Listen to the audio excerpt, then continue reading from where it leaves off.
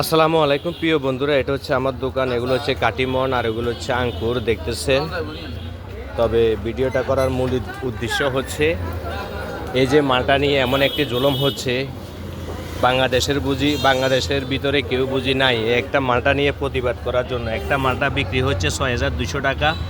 আমি দোকানের নামটি দেখাচ্ছি না, আমি চাচ্ছি না আমার দ্বারা যেন কারো ক্ষতি না হয়।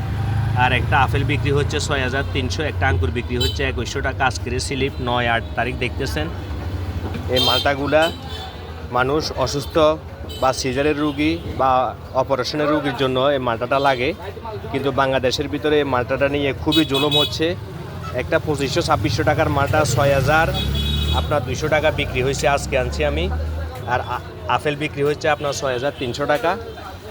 তো এই বাংলাদেশের ভিতরে যদি কোনো ব্যক্তি থেকে থাকেন, হয়তো আমরা পারবো না, আমরা ছোট ব্যবসায়ী, আমরা প্রতিবাদ করতে পারবো না। যদি কেউ প্রতিবাদ করা থাকেন, এই মালটাটা নিয়ে অন্তত বাংলাদেশ থেকে কোনো একটা ব্যক্তি একটা প্রতিবাদ করেন, কেন ৬,৩০০ টাকা মালটা বিক্রি হচ্ছে, ৬,২০০ টাকা বিক্রি হচ্ছে, এটা নিয়ে একটা প্রতিবাদ করেন। আর ভিডিওটি সবাই ভালো লাগলে শেয়ার করে দিবেন। আসসালামু আলাইকুম ওয়া রাহমাতুল্লাহ।